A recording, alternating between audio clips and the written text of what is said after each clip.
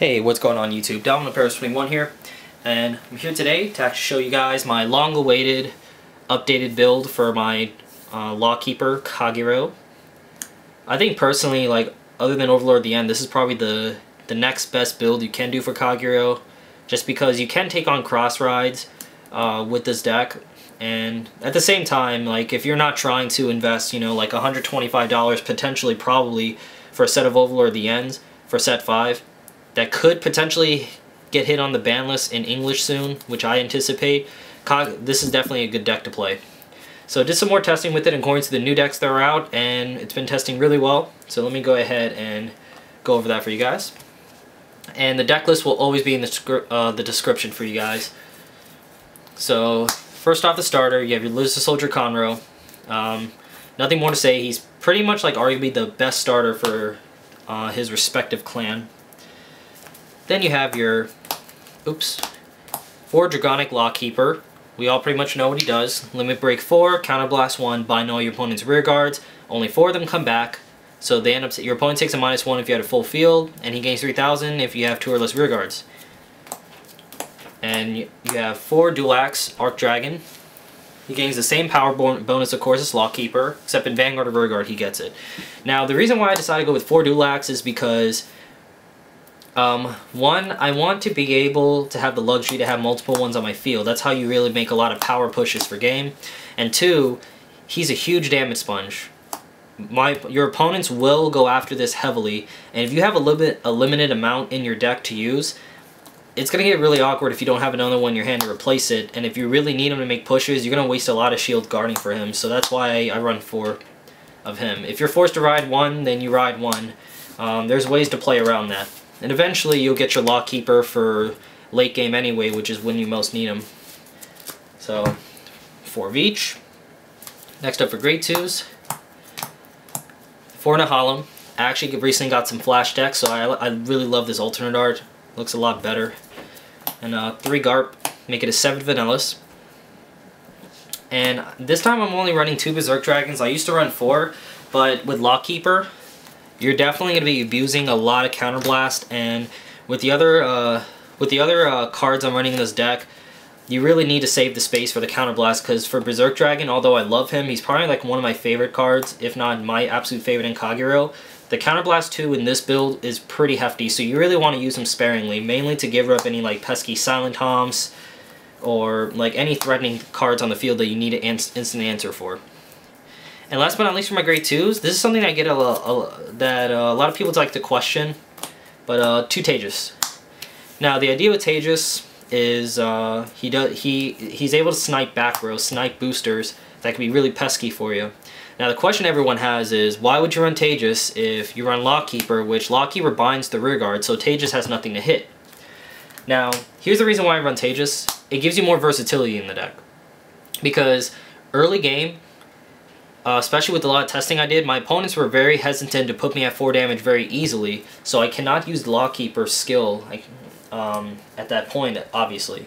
So Tejas gives me options to kind of pressure my opponent's back rows, to give them more potential minuses, and forces them to either guard from their hand, or if they want to replace that shield, if they want to replace that booster, they have to replace it from their hand, of course. So that not only are you potentially taking away more shield from them in the long run, if they have a full field and you Lawkeeper their field, they potentially like lose another card, so they have to keep replacing their field. And of course, interceptors mean nothing against Lawkeeper because he binds the interceptors. So that's the pressure that Tejas poses. I mean, sometimes there are occasions where you don't want to use Lawkeeper's binding skill because you maybe don't want your opponent to have the luxury of setting up his field for better columns. So Tejas just gives you that option to just snipe back rows, because at that point Tejas is never dead. And worst case scenario, if you use Lawkeeper skill with Tejas, then I mean you run pretty decent boosters in here anyway, so it's not going to be too much of an issue. So it's very versatile, a lot of fun to use really too. Like I know a lot of my friends get really pissed off when I like try to snipe their back rows with Tejas. The next up for grade 1s, 4 Bahr, always a standard. It's really key with Bahr though that you don't want to put him behind Lawkeeper, behind your Lawkeeper Vanguard. You want to try and put it behind your rear guards, the rear guard corners for your dual axe, so they can hit for 21. That's the really key thing with Bahr.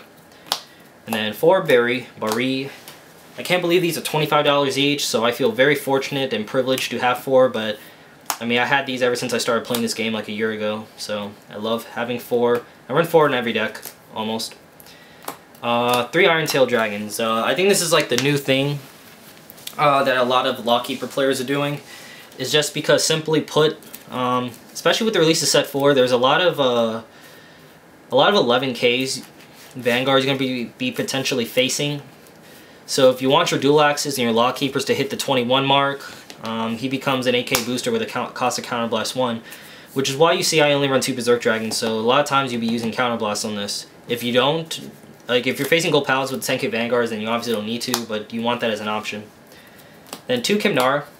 I tested out Heat Nail Salamander in the deck, but I just felt Kimnara is a better option just because it's an instant answer to your opponent's grade 1s. Because it's kind of the same reason why people like to question the Tejas in the deck, is because when you Lawkeeper their field, there's nothing to hit. Same thing with Heat Nail, but at least with Tejas, you can just like threaten your opponent's rear guards like at will, any point in the game. Heat Nail, I mean, you have to boost, you have to boost and hit the Vanguard, which, I mean, your opponent can stop. Kimnara, it's an instant answer. So get rid of 10K boosters, 8K boosters, anything like that. You want that as an instant answer. And then last but not least, Raopia. I can tell you like about 90% of the time I always search him out with Conroe, so I can put him behind Lawkeeper. Because although Lawkeeper is going to be hitting for 23 with his limit break, which is not necessary until cross rides are out, it's still, you're still threatening a 10 or 11K Vanguard all the time anyway, and that's just one less bar you put behind your Vanguard. That way you can save your bars for your rear guards, so I usually always search him out with Conroe. So, really good solid grade 1 lineup. And then last but not least, for triggers, I run 4 Tar, 2 Draco Kids, and 1 Rakesh. Why 1 Rakesh? Because I don't have another Draco Kid. So I run 7 crits,